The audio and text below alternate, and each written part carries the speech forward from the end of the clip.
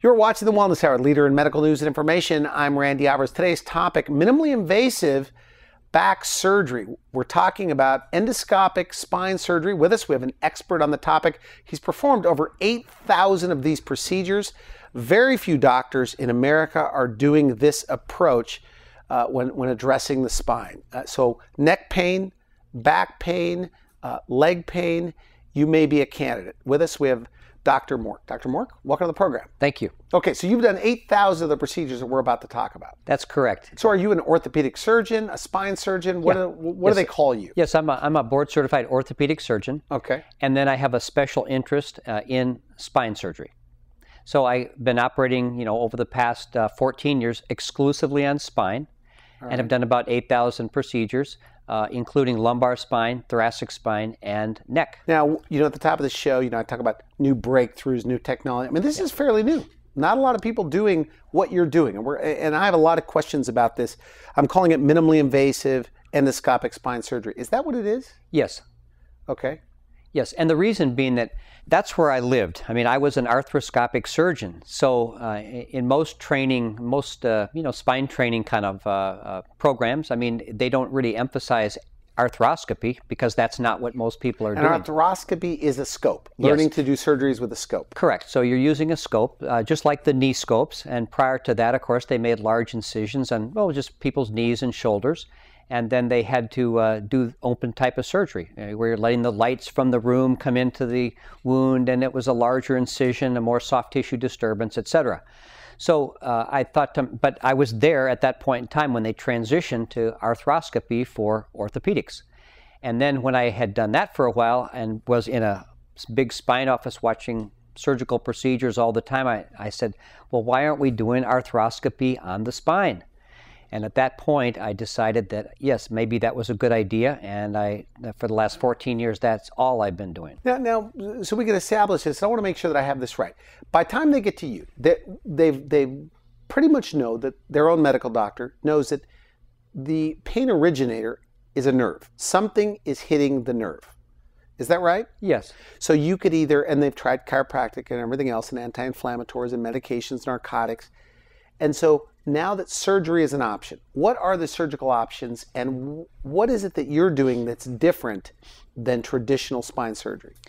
Well, the main thing is the actual size. The concept for spinal surgery is really one of two kind of concepts. One, you're going to fuse somebody, and that you're going to weld, a couple portions of the spine together. Really? Okay. Yeah, so you're going to make it solid, either with bone grafting or implants or rods and screws. You're going to somehow take the motion out of that segment of the spine. So by taking away the motion, it doesn't hit that nerve and the person doesn't feel the pain. That's right? That's okay. The concept. All right. Whether it works always like that or not is not always the case, but that's the concept. You refuse to fuse, by the way. That's right. That's my tagline. That's your line. Did you come up with that on your own, or? Yeah, actually, I did. Refuse to fuse. I did. Okay. And looking upon it, I noticed that other people had said it, but I just came up with that at one point. And here in the U.S., you say that there's about 300,000 fusions that are being done a year? Yes.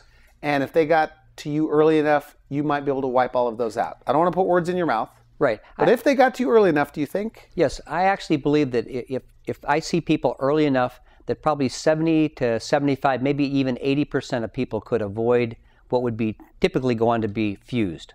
Okay. And so the options now. Okay, so they can't get rid of their pain. They've tried everything. Their doctor has told them you may need spine surgery. So what are the surgical options? That's what I really want to know. Right. So the surgical options are mainly, it depends a little bit on what you're operating on. Let's take a disc, for example, whether it's a cervical disc or a lumbar disc. The idea is that we want to go ahead and decompress the disc, or to take the bulge or the bump out of it. So how do we do this? Well, we can actually go through the back and through a little bit larger incision, maybe even using a larger tube. This may be a tube the size of a quarter or 50-cent piece. You can go through the back and move the spinal cord to the side and actually take the disc fragment out. Okay.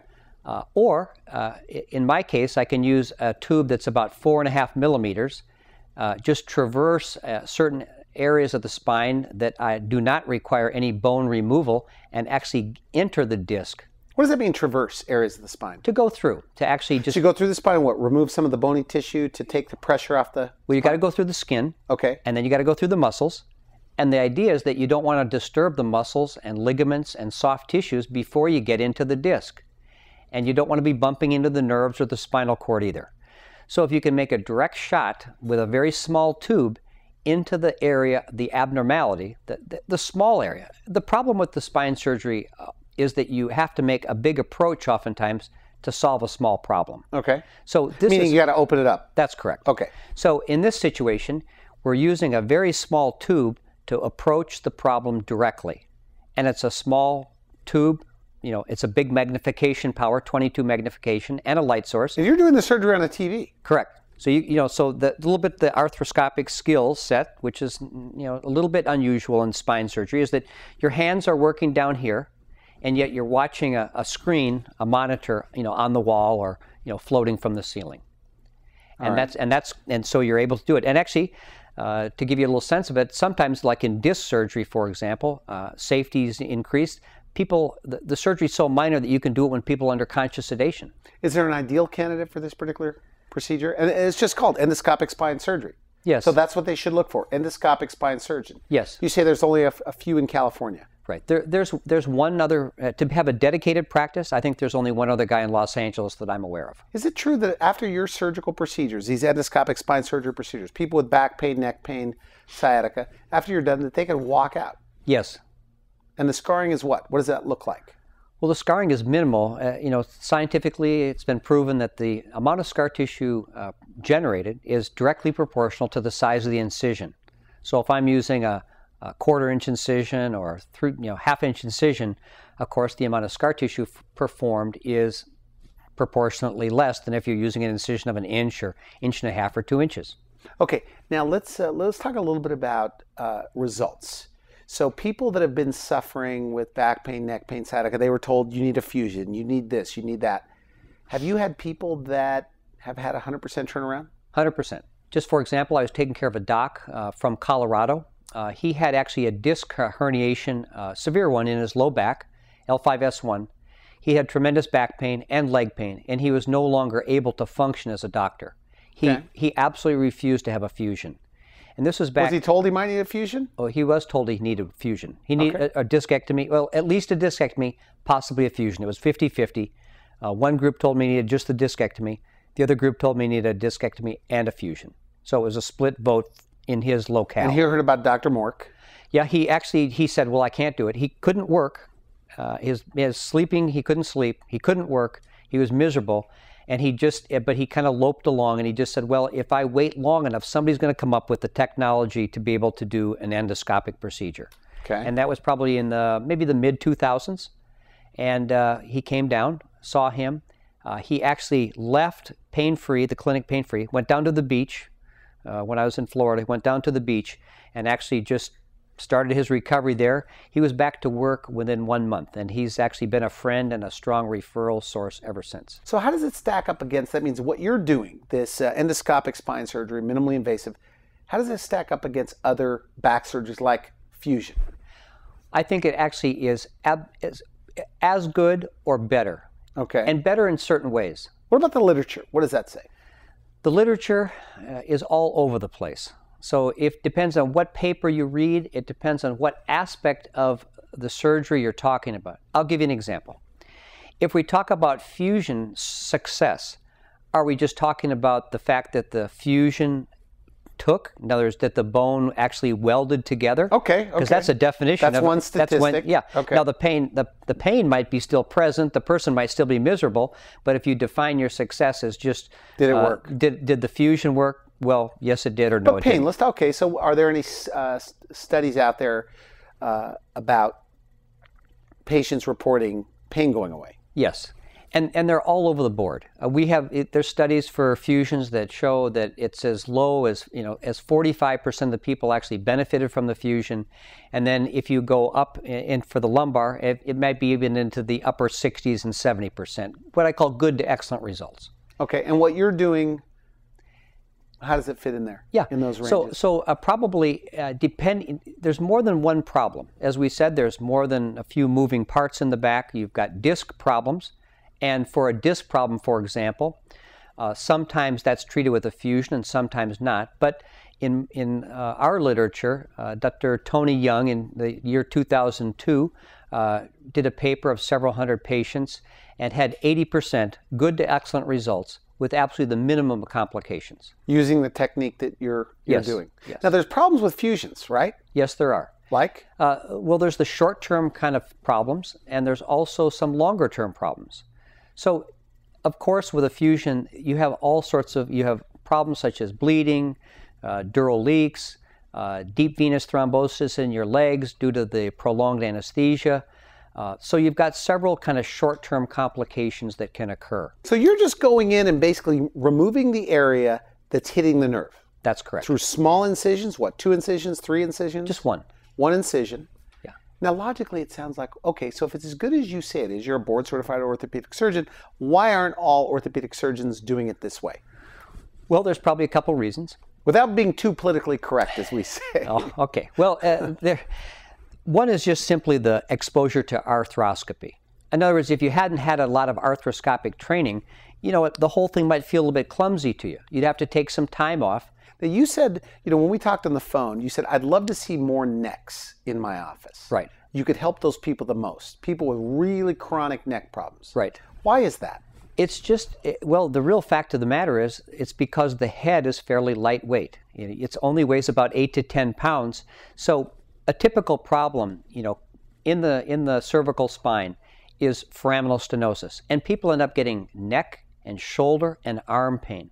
And the stenosis can be bony or it can be from a disc. But as Stenosis means that canal is closing in with like a calcification or something like that? Right. Imagine with time, as the disc spaces naturally diminish and collapse, that the little canals that they also border are also collapsing. So when you bend and move, the bone hits that nerve and it hurts? Correct. Okay. And also what most people don't think about is the fact that some people have just large nerves.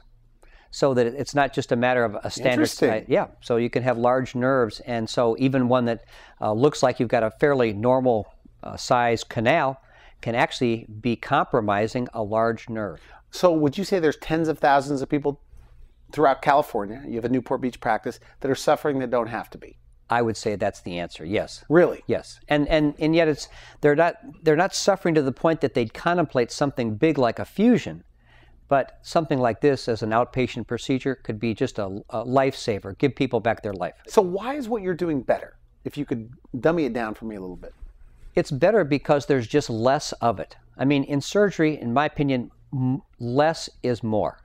And I refuse to fuse, so I'm trying to maintain people's motion. I'm trying to do it through a very small incision, through areas that are not going to compromise or create more problems for people. Okay. The complication rate's incredibly low, since oftentimes you can do this under conscious sedation.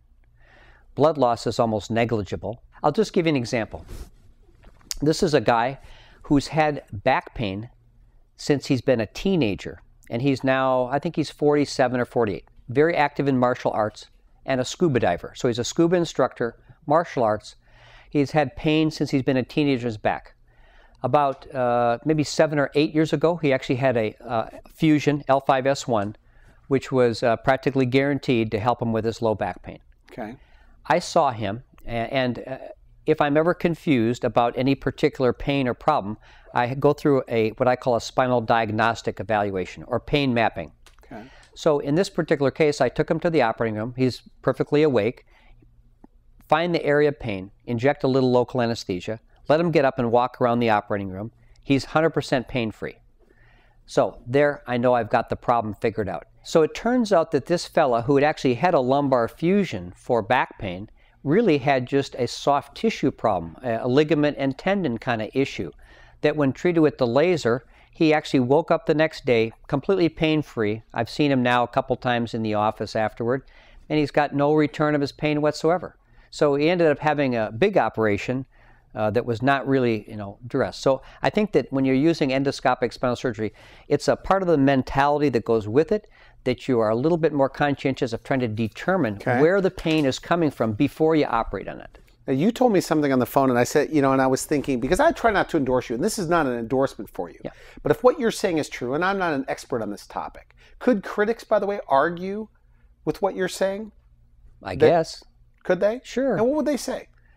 Well, they would just say that it's, like experimental? Sure, because anything with the laser is experimental. Or that you've done too many of these, this is not a talent that's applicable to everybody in the community. Okay, because you've done 8,000 right plus. I've done a lot of these, so I have a certain kind of a routine, an algorithm, so to speak, of trying to identify where people's pain is located, and also and having found it enough times, I can go back and oftentimes relieve the pain situation for people. Now, go ahead. I'll give you one more, and they also.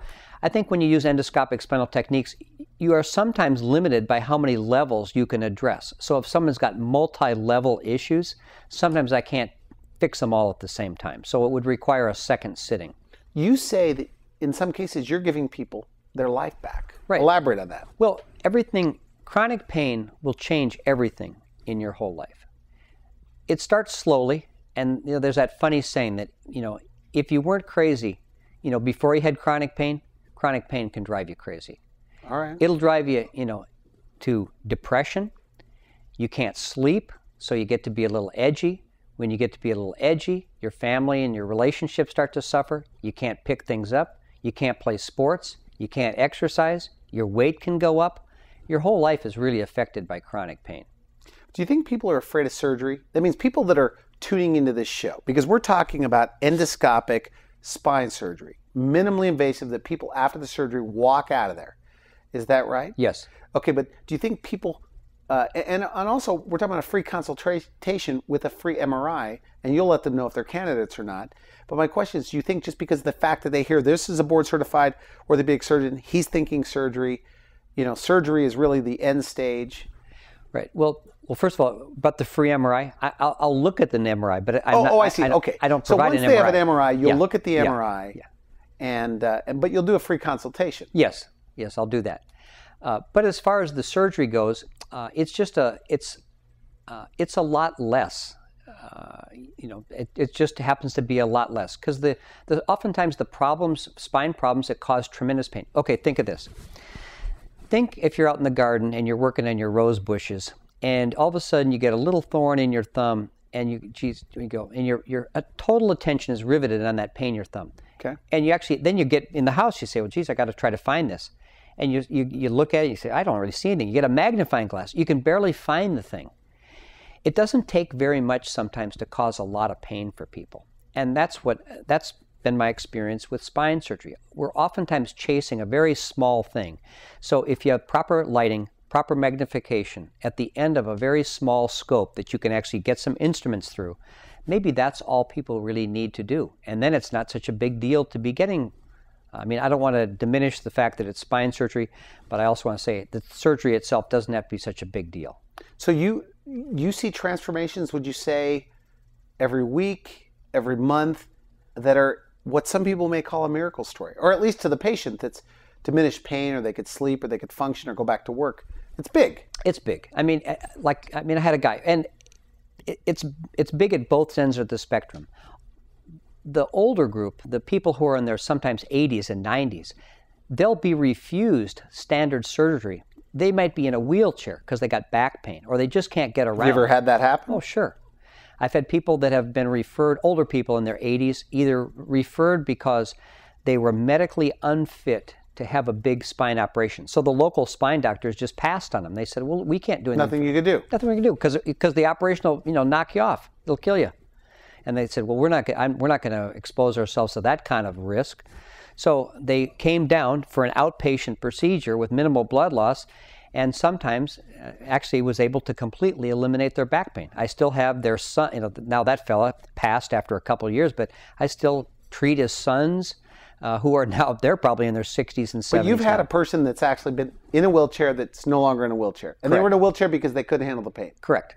And no one would treat them because they were too old or they had too significant of a medical condition. So with what you're doing, you could be in your 80s. You could have a little bit of diabetes. You could have some of these problems. You could be a smoker. I mean, smoking is one of the biggest reasons that fusions don't work well. You know, I interviewed a pain management physician. He told me one time, you know, people are under-medicated. Meaning you can't, he said, all I do is pain so I can manage the medications. Right. Do you think people are under, I don't know the word for it, but they're not getting this option given to them enough? Right, because there's so few people that are doing it. In other words, most surgery is fairly dramatic, and so that's why it's not really recommended. But the thing is, you know, I actually advocate, pain management is fine, but I don't want to manage pain, I want to cure it. You want to cure pain? Yeah, so that's my thing. I want to cure the pain, and these procedures put me into the position of being able to cure it. And by the way, does it work better, this technique, and we're out of time, better for the neck, better for the back, better for sciatica? Is there a particular kind of pain that it works best for? I would say that if you were to look at things statistically, all problems, discs, stenosis, that neck surgery works better because there's less weight going across the cervical spine. But early treatment is better, always. Well, not too early. You've got to let people get through their conservative treatment time frame. But after that, I mean, it just depends on what you're going to tolerate and what you're willing to. Okay, so they've tried everything else. The pain's not going away. They know it's nerve pain. So what should they look for in an endoscopic surgeon? I think that you should ask the person, well, are they board certified? Just check out their basic references. Second thing is, how many of these cases have they performed? Have they written any papers? You've written about 11, is that right? Yes, I have 11 either authored or co-authored 11 published papers. Okay. Do they use the laser? I mean, do they have access to the laser? How often do you use the laser? Yeah, how often do you use the laser? How often do you use it? I have a laser present really on every case. Now, I don't always use it. For the bony type of cases, you don't have to use it as often. Sometimes for the disc cases, you don't need it. But when it's appropriate, you want to be sure to have it around. Okay, so ask if they, how many endoscopic spine surgeries have they done? Yes. Because that's a tough question to ask, by the way. Yes. It's almost insulting, I think, to ask a doctor, how many of these have you done? Yeah, but could you? Because you've done 8,000. I would. So, I mean, I'm happy to tell you. But it would be nerve-wracking for me to tell somebody I've only done 25 or 30. Have you done more than just about anybody? I'm probably pretty close. Is that right? Yeah. I'm sure there's people who've done, with a few more, but I certainly that's a. You're the top 5% in the world, maybe. Of endoscopic spinal surgeons, probably only less than 1% of spinal surgeons are endoscopic spinal surgeons, and so if you take the top 5% of that group, I mean, you're talking about a pretty small group of people. Is that right? Yeah. So because people can walk out of the surgeries, I mean, you have somebody drive them home. Yes. Okay. Or to a hotel. But they could fly in because they come from elsewhere, and then they go to a hotel. And when do they have to see you again? Well, at the hotel, I will see them the next day. But they could stay in town for 3 or 4 days, or you they want them do. to stay in I town recommend that they stay in for a couple, 2-3 days before they take off. Okay. What do you like most about what you do? Well, it's just I get to see people who've got a difficult problem, that their lives are being significantly impacted, and with absolutely the minimal treatment, the minimal invasion into their lives, I can oftentimes solve their pain problem. And you have miracle stories every month, every week. Are you ever surprised at the results? I am. I am. It still surprises me that I can do it, even to this point in time. I still, sometimes I'm amazed. I'll just tell you one that I saw last summer. This was a gal who was 45 years old. She was a teacher up in the San Luis Obispo area. She came in, she was miserable. She has to stand. She's a grade school teacher, loved her job. She and her husband, just a great couple. But obviously this back pain business was giving her a big problem. She was no longer able to stand for the whole classroom, and she was going to have to retire. Last summer that was it. She's a do or die. So she came in. Was she already told she needed surgery from someone else? They want to do a 3-level fusion. I think that's like welding the spine together. Right. Okay. I think they want to do 2 or 3 level fusion. But her disc spaces were intact. I said, okay, well, let's figure out where your back pain's coming from. So I went through that process, the diagnostic or the spinal pain mapping, discovered the discs that were really causing her pain. And they weren't all causing the pain, but just I think 2 or 3 of them were. So, and she had some leg pain that was going with this as well. If it was just pure back pain, I probably wouldn't have done this. But the leg pain, that tipped the scales for me to do this. I did this, let her go back to the hotel. How long does it take you to do, by the way? It's about 2 hours. 2 hours to do. Yeah, okay. she was conscious. She goes back to the hotel. Yep, back to the hotel. I went to see her the next day, and she actually she rolled around. I said, "How you doing?" She said, "Well, I got surgical back pain," but she said that deep, horrible back pain that I always would have is gone. And I said, "Well, let's see how it goes in a couple more days." And so she got up and walked around. I saw her a couple days later, and that deep, horrible back pain was gone. And then I said, well, let's go on home and let me know how it is in 4 to 6 weeks, and we'll talk about it. Well, she only had about 8 weeks to decide. I think she had 6 weeks to decide about going back to school, and in 8 weeks she had to go back to school. And she called me and she just said, I want you to know that I'm back to school full duty. I have absolutely negligible back pain. I'm perfectly functioning like I used to. And they write me cards at all the holidays, and she and her husband were so excited because their personal life had been returned back to normal as well. That's good. Oh, it was, I mean, sometimes it really turns out great like that. So endoscopic spine surgery, find out more. They can call your office. They can get an appointment on the phone. You'll talk to people on the phone? Or it's all face-to-face, especially if they're coming from out of state. You could talk to them. They could send you an MRI. You can look at it. Tell them if you could help them. Yes. So oftentimes, if people are from a distance, they can, of course, send things in. I can talk to them on the phone if they want to just talk about it. If they're close by, sometimes they'll just make an appointment. They'll bring their films in, but I'm happy to do it either way. I want to thank you for coming to the show. Great Thank you info. very much. And this is on your website. They can look you up and find out more about the procedures you're doing. Yes. You've been watching The Wellness Hour, leader in medical news and information. I'm Randy Alvarez. If you'd like to find out more, or if you missed the first part of this interview, I suggest you watch the whole thing. You can go to wellnesshour.com, put in spine surgery, endoscopic spine surgery, or you could put in, it's very easy to remember, Dr. Mork. You'll find him there. For now, I wish you could help. Thanks for watching The Wellness Hour, the leader in medical news with your host, Randy Alvarez, the authority on health issues.